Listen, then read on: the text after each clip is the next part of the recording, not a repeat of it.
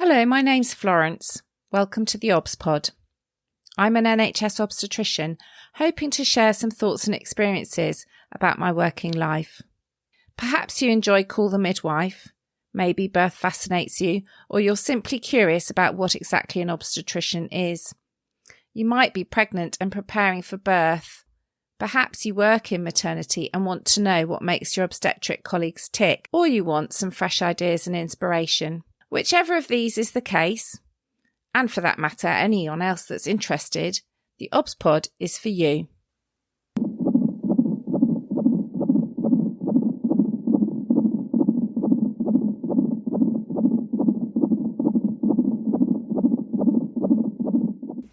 Episode 9, Continuity of Care. So a lot of you will know that much importance is attached to continuity of care from a midwifery perspective. That's because there's a lot of evidence that improves outcomes for women. So there's evidence of less preterm birth, less episiotomy, less baby loss even. And you're much more likely to know and trust the midwife looking after you in labour, and therefore less likely to need epidural and other forms of pain relief. So recently there's been a lot of focus on how we might improve continuity of care in the midwifery teams, and this is part of the result of the National Maternity Review that took place in the UK in 2015. Continuity is a difficult one to crack. There's lots of ideas about how you might do it, and I'm not going to focus on that today. What I am going to focus on is, what about continuity of care and obstetricians? So because of the focus of continuity in midwifery teams, I've been asked some questions about what about continuity of care with obstetricians, and do I know any obstetricians that are involved in continuity of care or practice in a continuity fashion? And I find it really hard to answer that question because for me it's almost the other way round. Do I know any obstetricians that don't practice in a continuity of care fashion? One of the joys of being a consultant in the NHS is that most of us stay in the same place for many years. So we get a job in a hospital, it's a permanent position. So unless we choose to leave, perhaps you're relocating your family or you need to move for some reason, you're going to be there until retirement. And although it's a bit more common for consultants to move around than perhaps in years past, most of us don't.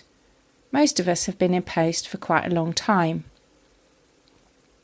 So in my department, I've been there as a consultant since 2007, so that's 13 years.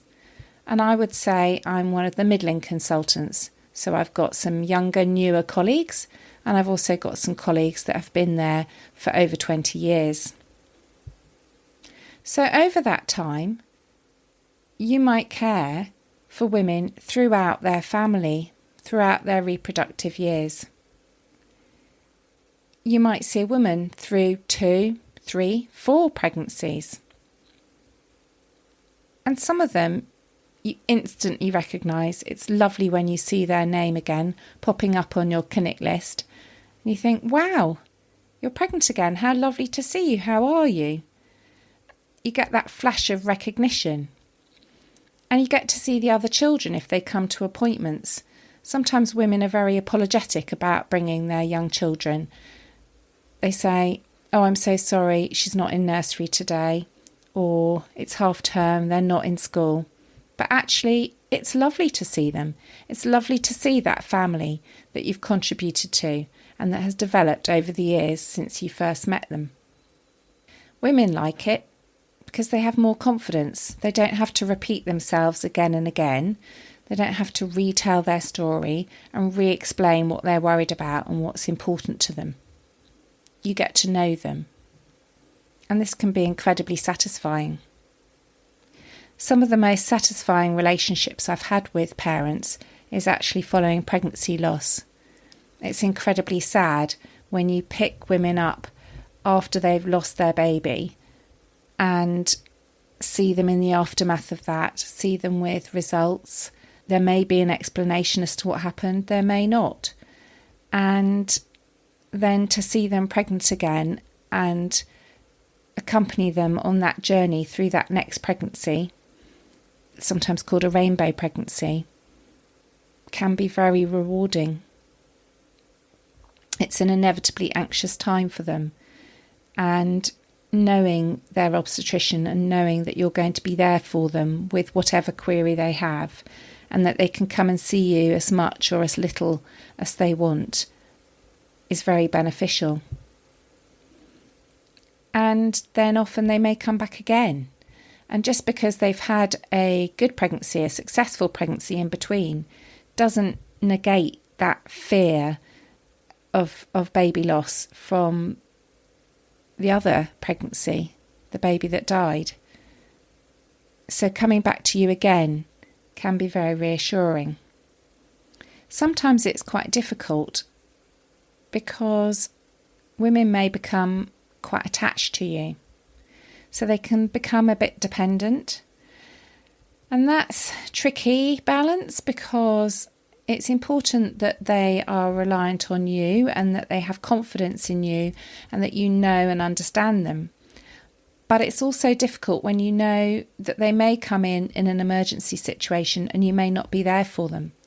So whilst you need to care for them and develop that confidence in you as a person, you also need to try and develop their confidence in your colleagues.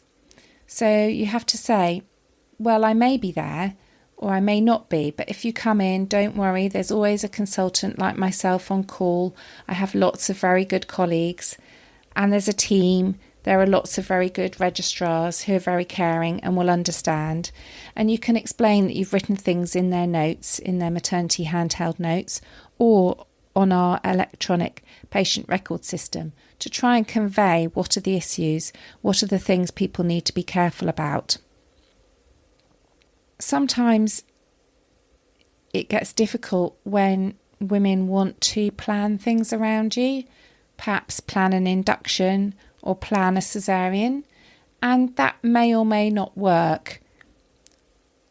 You have to be quite careful to remain professional and make sure that you're not doing something that clinically just doesn't make sense just because you're about to go on holiday and they want you to be there for the birth of their baby.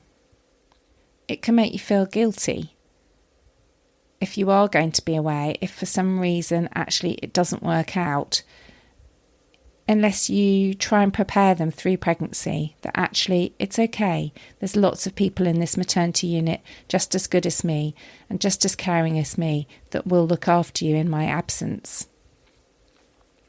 So a relationship can be a very positive thing, but you have to be a little bit careful as well.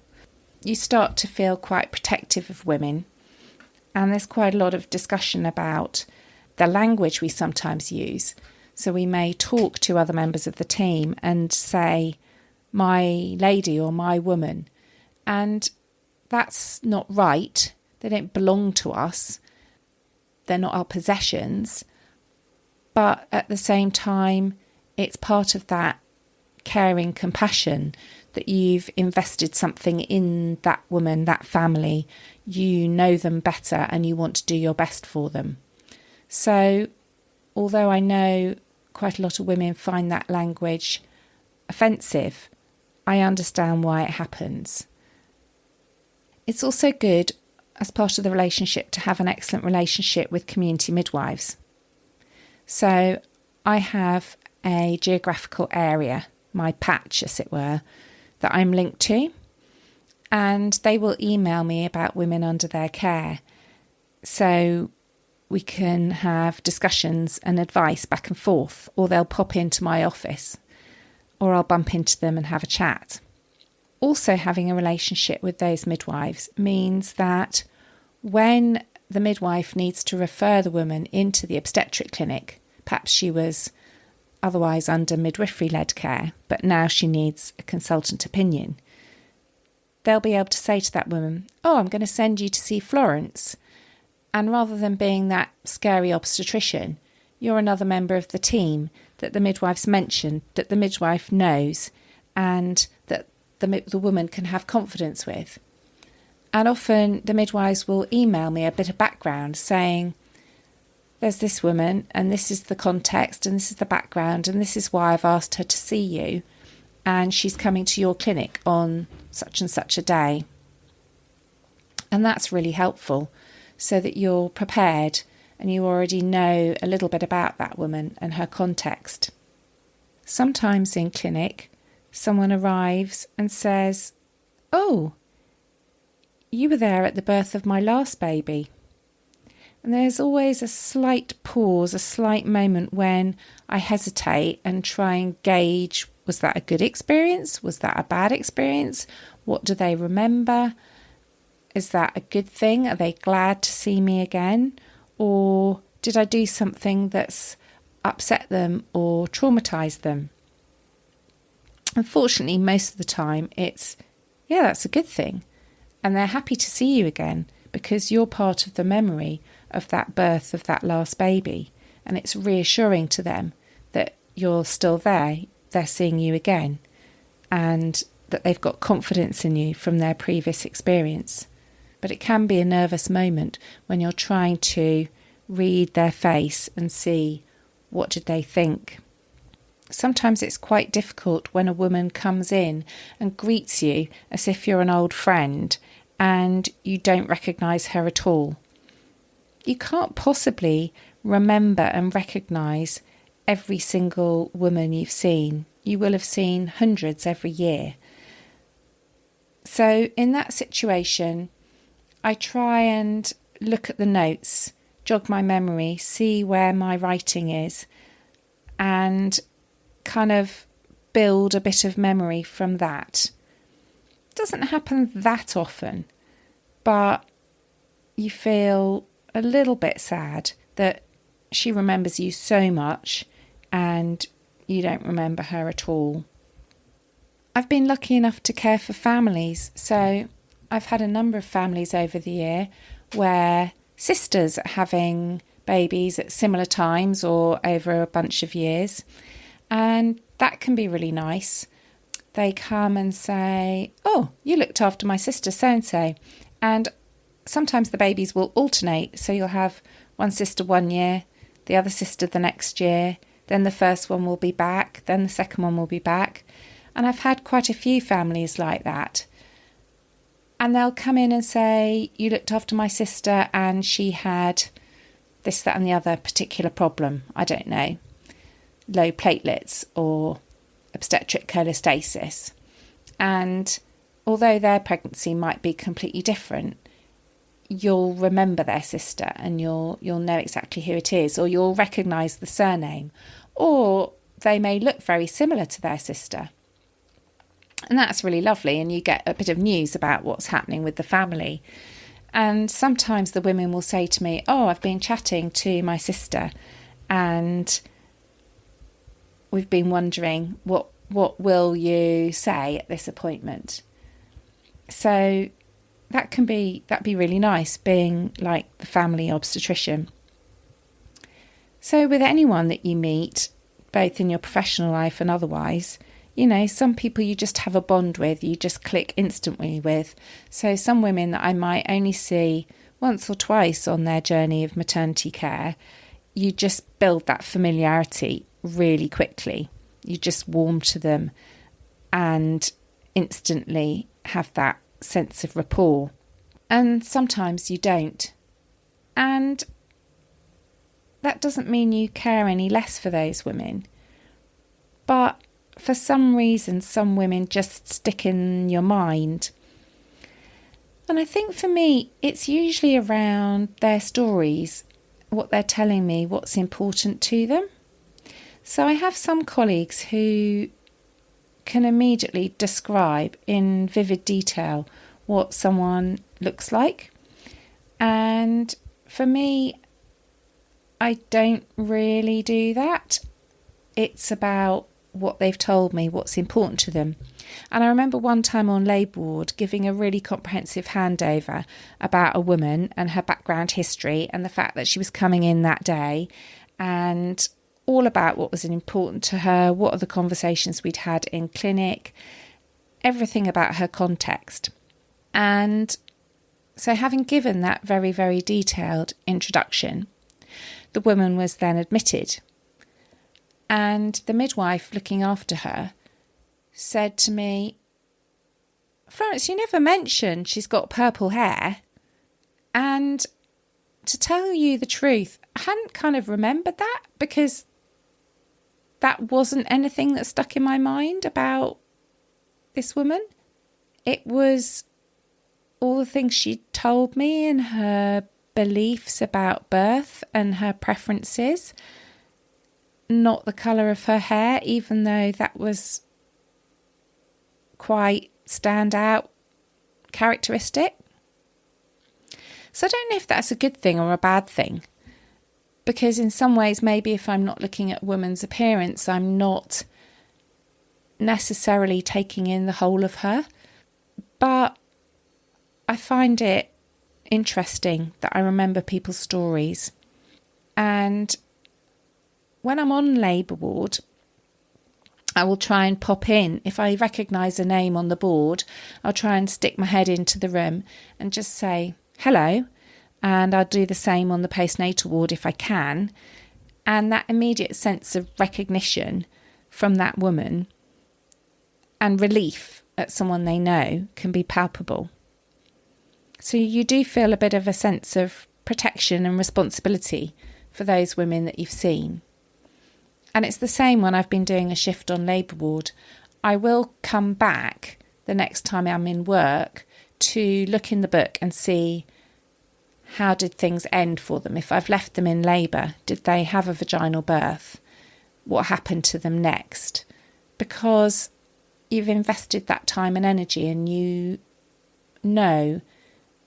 got to know that couple. You had a little glimpse into their life, and you want to know what's happened and try and see them if you possibly can. It's become harder for our junior doctors to do that because of shift systems, but it's a really important part of learning. It's important because it appreciates the human individualism of the women we care for, rather than being a kind of maternity production line. But it's also important to know, okay, we took these actions in this woman's labour and this is what the outcome was, and was that a good or less good thing? The other aspect of continuity is often when you've had a really trusting relationship and good continuity with a woman, you may get a thank you card. And there's no need for women to thank us. I'm only doing my job. But it means a lot that someone's taken the care to write and tell you what impact you had on their birth or on their pregnancy, and how they feel you supported them. And it's also lovely. Sometimes I get starting school photos many years later, or the Christmas cards, the ones that you do in nursery or school with finger paints, or a picture that the child's drawn, the family Christmas card, may be sent to you a few years on. And that is absolutely lovely to know women are thinking of you at those major milestones. So now we get to today's zesty bit. So today's zesty bit is a little bit about boundaries between the personal and professional. When you provide continuity, when you are that key carer for a woman, they've got to tell you everything about themselves, all their thoughts, their worries, their ideas, their wishes. And for the most part, that's got to be one way. You aren't their friend, you're their obstetrician. But there does have to be a little bit of give and take to build that rapport, build that relationship. And sometimes it's a little bit tricky to judge when it's professional and when it's not. You need to protect yourself, your personal life, but equally be a human being. So I don't volunteer lots of information about myself. But when someone asks me, have you got children? Or what was your labour like? I do sometimes tell them a little bit, just to level with them, feel like this is a relationship. This isn't just a doctor with no sense of their own life and their own humanity. Sometimes little trivial things can help you build a relationship when you've just met someone. I've had women come in and say, "Ooh, we've got the same glasses." Or I've seen someone in my waiting room and noticed they're wearing a t-shirt I've got. So I might say, "Oh, I've got that t-shirt at home." Or they might talk about something they're interested in, and that might be your common ground. So finding common ground and giving a little bit of your sense of self, a little bit of who you are as a person, is okay and actually can be beneficial. But then you do need some boundaries.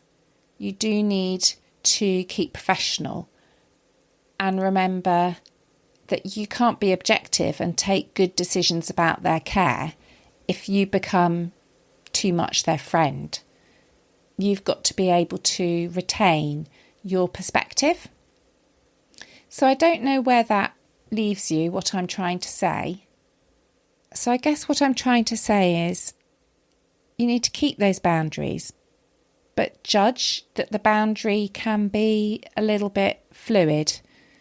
It's not black and white. There can be a bit of grey area where it is okay to volunteer some information about yourself to build that relationship and that rapport and to bring your sense of who you are as a person into that professional space, as well as who they are as a person.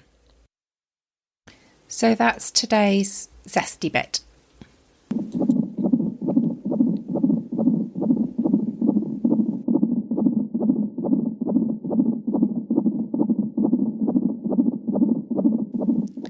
So I do hope you've enjoyed listening to the obstetric. If you have, do like, subscribe or leave a review. And join me again to explore more about the life of an NHS obstetrician. I'm finding it really exciting to have people listening and give me feedback about what they've found interesting. So please do recommend the obstetric to other friends, colleagues, or people who you think might find it interesting. I'd love it if you'd share with me what you've enjoyed about listening and if you've done anything differently as a result. I can be found on Twitter at FW Maternity and at theobspod. And please do check the MatExp hashtag MATEXP, and the website matexp.org.uk for more information and ideas on how to improve women's experience of maternity care. Finally, I'd like to reassure you that I take confidentiality very seriously, and although I'm talking about experiences from my working life, I'm taking great pains to make sure that I anonymise the stories and talk in more general terms so that I keep confidentiality of my women I currently care for and have cared for in the past very safe. Many thanks for listening.